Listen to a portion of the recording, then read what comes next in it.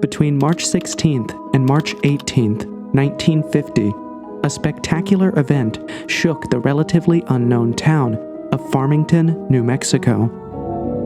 It was the largest UFO event you've never heard of, even larger than Roswell, but suspiciously hardly ever talked about. The day started out like every other Friday. The adults of the town went to work while the children left for school. Then, around 10:30 a.m., something strange started to happen.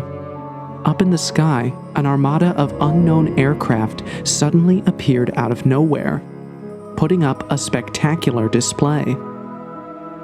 And this wasn't just a few objects. Eyewitnesses who observed the mysterious phenomenon claimed that there were hundreds of them in the sky.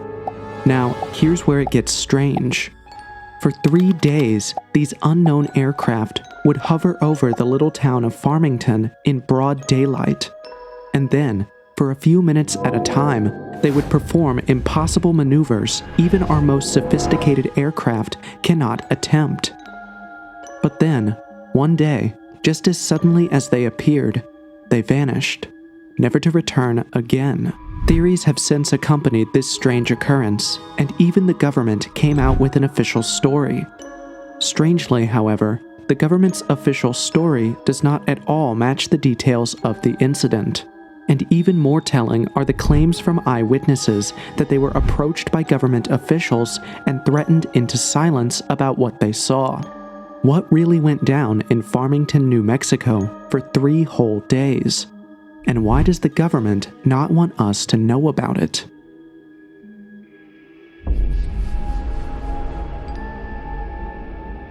Farmington is a rural town located in the far northwest corner of New Mexico.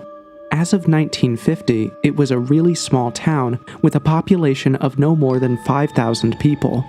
And for as long as anyone could remember, Farmington was a largely unpopular town.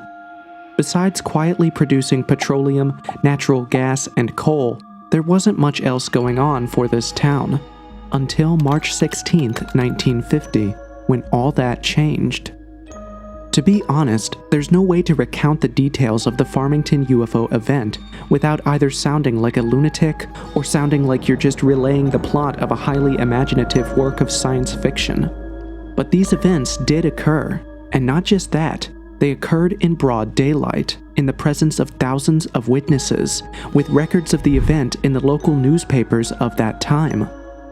82-year-old Virgil Jerry Riggs was 8 years old when the sightings happened. At the time, he was a student at Aztec Elementary, and on that fateful day, he had just gone out for recess when he saw the strange sight.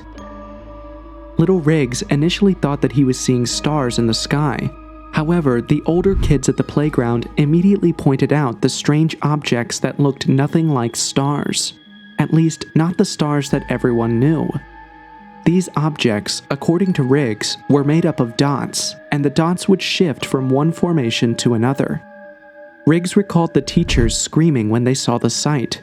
The kids, however, did not seem afraid of the objects at all, as they didn't present any real threat. In fact, when they went away, the kids were a little disappointed.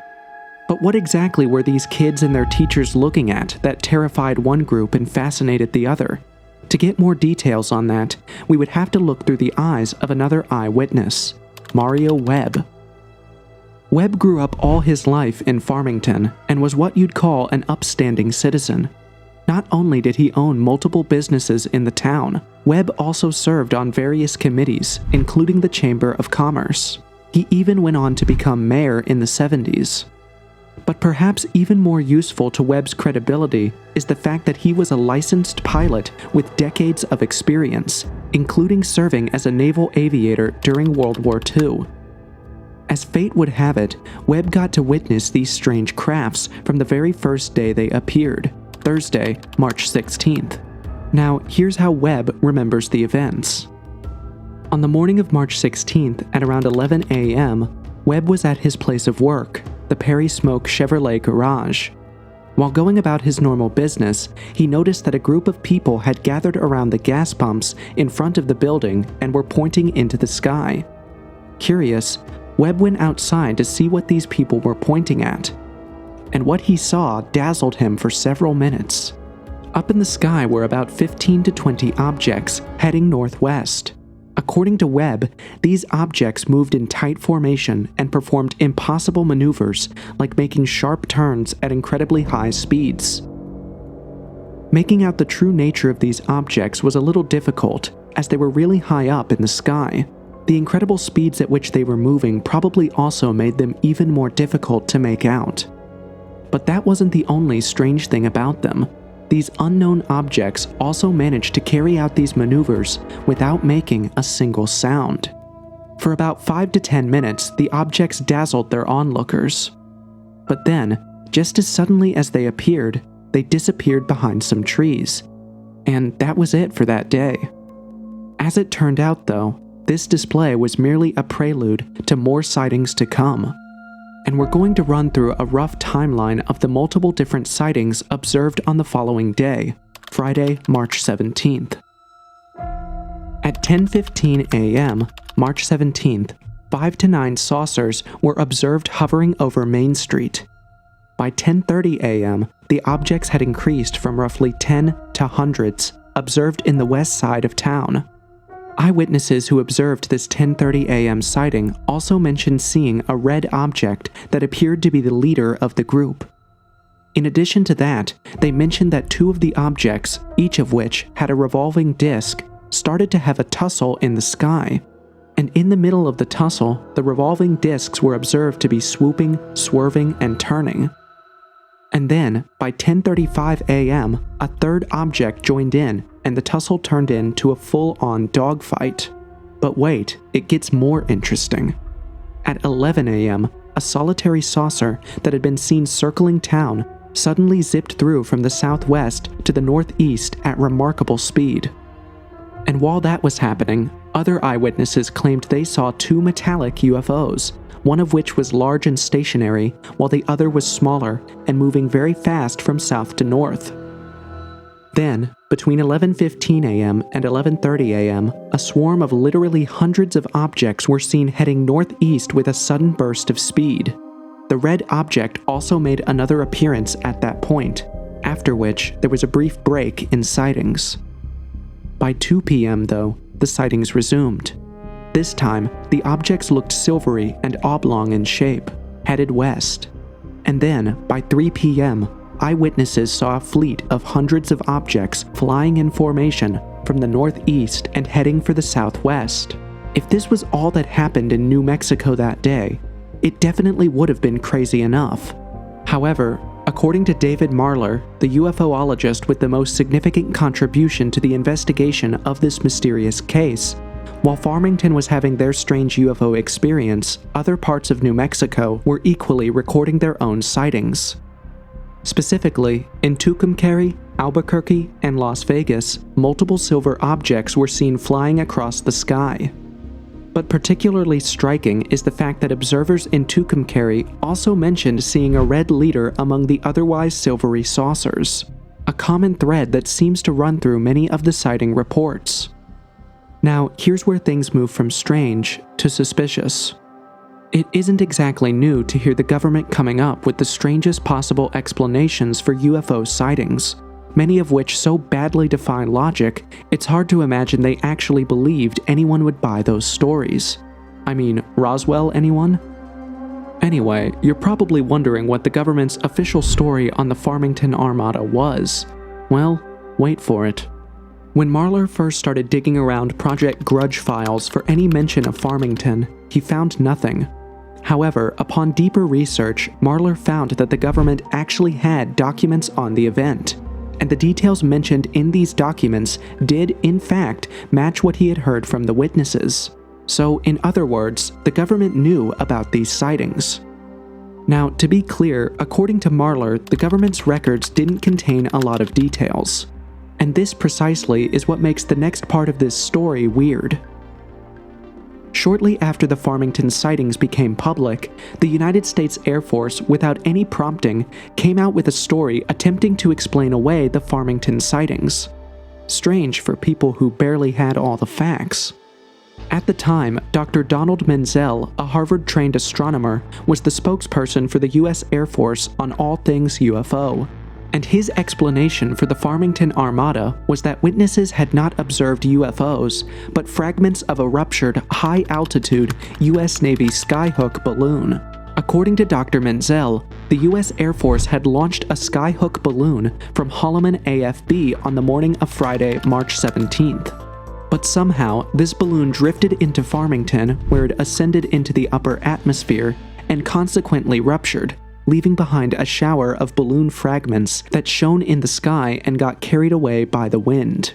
Menzel explained that it was these fragments that were then misidentified by the residents of Farmington as flying saucers, when in fact they were less interesting. Menzel also pointed out that the spectacle had happened on St. Patrick's Day, by which he was trying to imply that the people who witnessed the spectacle were probably drunk, hence the misidentification. Now, on the surface, the US Air Force's explanation sounds very plausible, until it doesn't. For one, the Farmington UFO armada was seen by thousands of witnesses, and they weren't seen on one day alone, they were seen on 3 separate days. Could thousands of people have been drunk every day for 3 days, together and at the same time? Secondly, the military's story only explains one day of the sightings. What about the sightings on the day before and the day after? The Air Force did have documentation supporting the fact that these sightings occurred. So what gives? Besides, according to Dr. James McDonald, who also researched the Farmington sightings, between March 16th to March 18th, 1950, when the strange phenomena were observed in Farmington, there were no skyhook balloon launches. Not in New Mexico, and not anywhere in the country.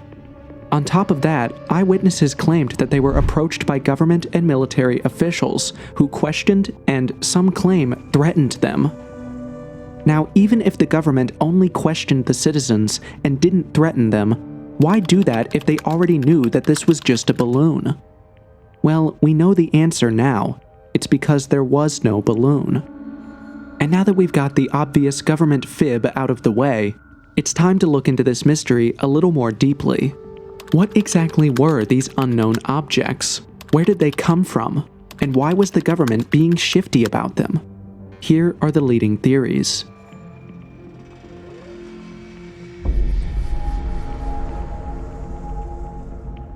Before we examine the claims of a government cover-up, we first have to examine what exactly was being covered up. And for holders of this theory, the answer is unanimous: alien spacecraft. But do we have a reason to believe that this might be true? Well, as it turns out, the answer to that is yes. In fact, there happens to be photographic evidence. But before we explore that, I want to point out another interesting part of this Farmington mystery, which is the fact that these sightings weren't just observed in Farmington. I already pointed out some of the sightings that were observed in other parts of New Mexico. What I didn't mention then, however, was that just around the same time of the Farmington incident, a few days before through to a few days after, UFO sightings were being recorded all across the southwest region of the United States, and even in Mexico. Obviously, this couldn't be a mere coincidence. If people living in different geographical locations all claim separately to have witnessed the same thing at the same time, then it would be dishonest for even the most devout skeptic to just dismiss the claims as anything but genuine. Remember that at the time there was no social media, neither did any of the sightings gain more than local attention, so this was not a case of a social contagion. Each of these sightings were reported by genuine people who knew what they saw.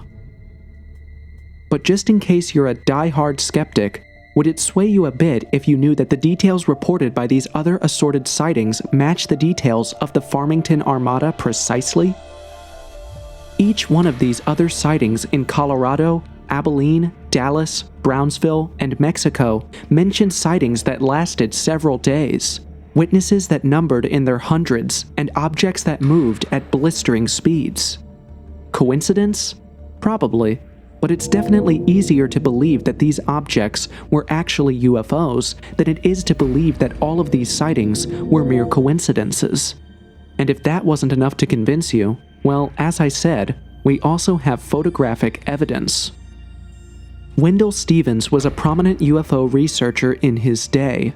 Unfortunately, he passed away in 2010, but not before providing the singular hard evidence needed to nail the Farmington Armada case shut. First off, Wendell corroborates the claims of the government's censorship of witnesses. According to him, government agents and military officials canvassed people's homes, seizing cameras and all the pictures that residents had taken of the UFOs. Fortunately for us, one of the residents had already left town for Durango in Colorado before the officials arrived. This resident, it turns out, also took with him this picture. It was a picture he had taken of the UFOs in the middle of the incident, which, as you can see, clearly shows 5 saucer-like objects perfectly matching the descriptions given by the eyewitnesses who saw the UFOs in Farmington. Wendell says that this resident handed over the photo to a Durango paper who published the photo, which was how the photo came to be in his possession. Now, this picture definitely takes us a huge step further in proving that the Farmington Armada were indeed extraterrestrial. And now, it's time to find out if this was a government cover-up. Claims that the US government has a secret base where it carries out clandestine research on alien spacecraft and corpses are no longer news. And though the government often dismisses these stories as conspiracy theories, their responses whenever these strange events happen continue to contradict their debunkings. For those who remember the details of the Roswell incident, the government pulled a similarly suspicious stunt as the one they pulled in this particular sighting.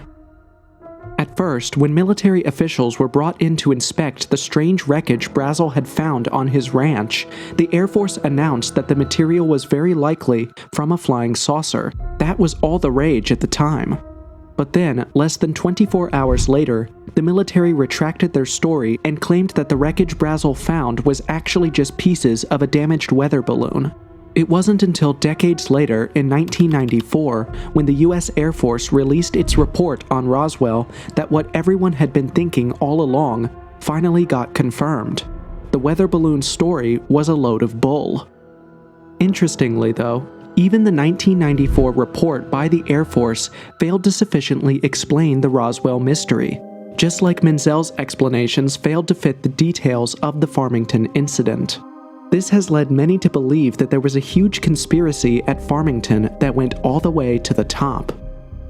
Now, considering the government's weak reputation in cases like this theory is definitely worth pursuing, so let's examine the evidence. First of all, after the strange events of Farmington, rumors started going round that military officials were going around questioning people about what they saw. As it turned out, however, these officials weren't just questioning people. They were also threatening them into silence, which tracks with established testimonies of UFO sightings. In fact, one of the witnesses claimed that he was specifically instructed by military officials not to participate in an upcoming media interview that was supposed to discuss the incident. But it gets even more sinister because, according to some sources, government agents actually went round media houses and rounded up all local newspapers from Saturday, March 18, 1950. A story that Wendell Stevens indirectly confirms for us when talking of how he got the photos of the Farmington Armada. Now, add all of that to the fact that these sightings weren't restricted to Farmington. There were reports from hundreds of witnesses all across the Southwest of similar sightings as the ones observed in Farmington, which means the government definitely knew about these sightings and then tried to kill the story through intimidation and outright lies. Keep in mind that multiple government employees, many of respectable standing, have come out under different circumstances to say for a fact that the US government has recovered alien craft and also has evidence of non-human biologics. David Grush, a former US Air Force intelligence officer, even testified before Congress in 2023 that he knows the precise location of these alien craft, and that he provided his former employers with this information while working as an intelligence officer. But Grush wasn't even the only one. Another Air Force veteran, David Fravor, who witnessed the Tic Tac UFO incident, corroborated Grush's testimony, as well as Ryan Graves, a US Navy pilot. Why would all three respectable men stick their necks out to lie before Congress if it isn't indeed true that the government, despite its claims, does have access to alien technology? Judging by the men's reputation and the plausibility of accessing the information they claim to have, we have to admit that they are very likely telling the truth. This means that the government cover-up theory is very possible, at least in theory. Our next theory doesn't really say much about the nature of these sightings. Quite the opposite, it takes for granted the fact that these sightings were extraterrestrial. Where this theory branches off on its own, however, is the source of the UFOs. Especially for New Ageists, the explanation for what happened at Farmington 7 decades ago is very simple. So, the Native American tribes talk about this thing called an energy vortex. Apparently, a vortex site is a spot where the Earth's energy is very high. One author imagined it as a spiritual hot tub, but without the water. So, if that helps, you can picture energy vortexes that way.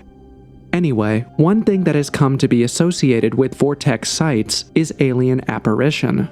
For instance, in Sedona, Arizona, apparently one of the places in America with numerous vortex sites, there seems to be an unusually high number of UFO sightings.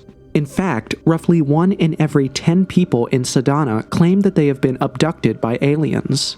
And the place has such a strong alien culture that one of the most popular diners in town is Red Planet, a place with alien aesthetics and alien-themed drinks.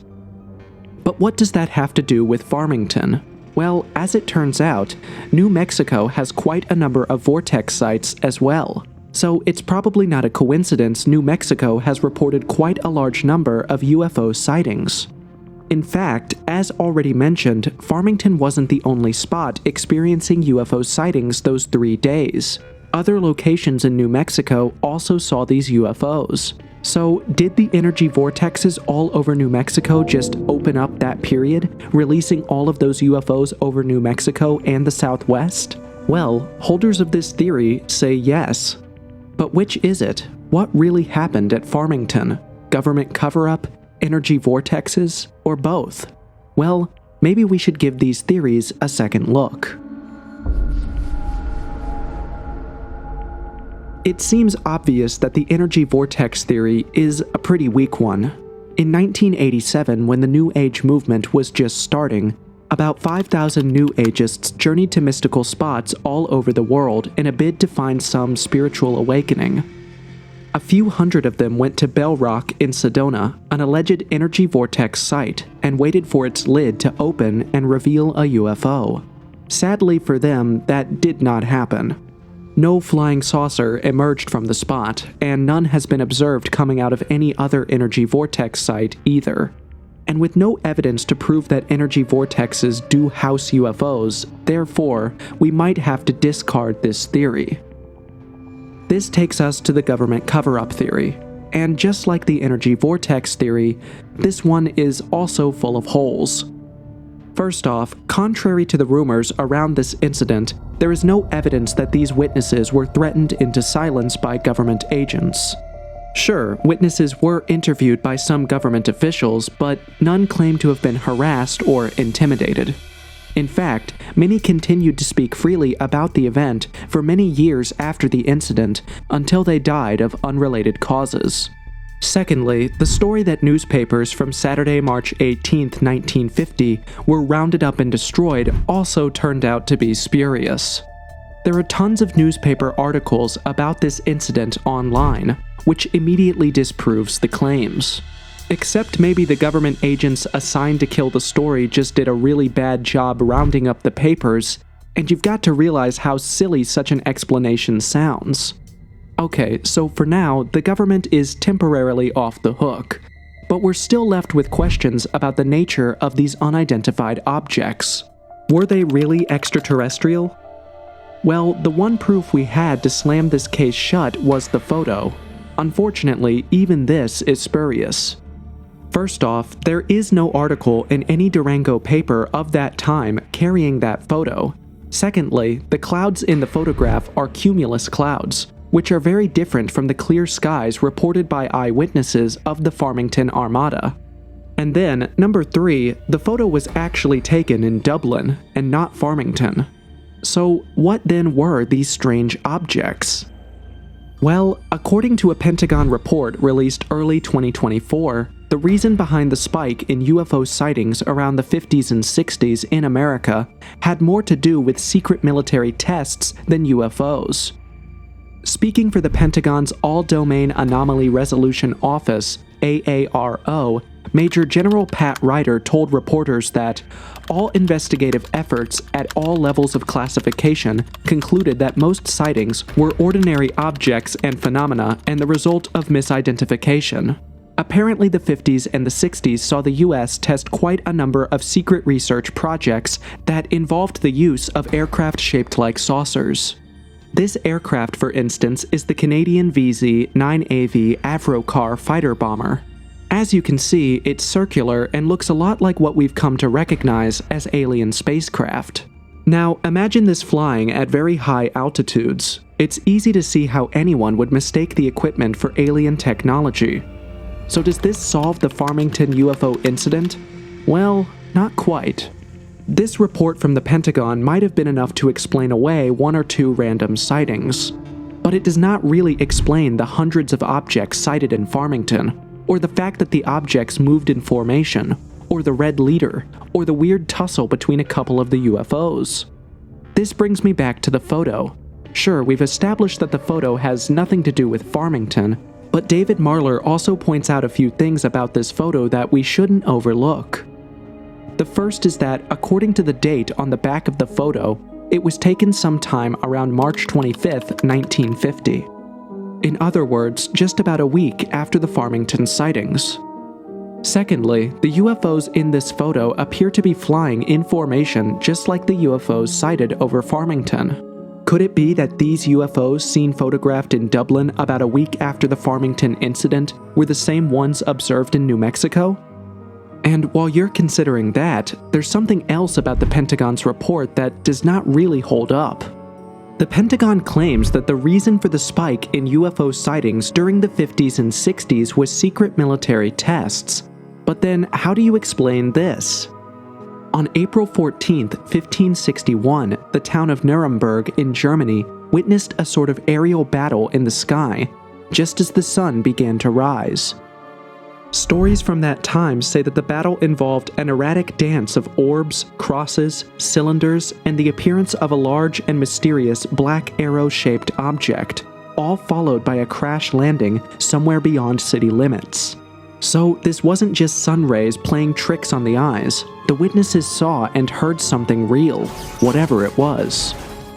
Now, while not all the details of the 16th century UFO incident fit the Farmington armada perfectly, the one detail that does fit is significant enough for our conversation. And that is that there was a clash between 2 UFOs in the sky, the same way that there was a tussle among the UFO armada in Farmington. The Nuremberg incident obviously couldn't have been secret US military testing. It's several centuries removed from the 1950s, the location is all wrong, and man didn't even start flying until about 200 years later. There really is no other way to explain the Nuremberg incident of 1561 as anything other than an otherworldly incident. And if UFOs really were seen battling in German skies as far back as the 16th century, what's to say that the Farmington incident wasn't extraterrestrial as well? It's not surprising the government will say and do anything other than admit the truth. The Roswell incident is still so riddled with lies that it is crazy. This is a video on it, and the lies were so crazy that even the devil was left jaw-dropped.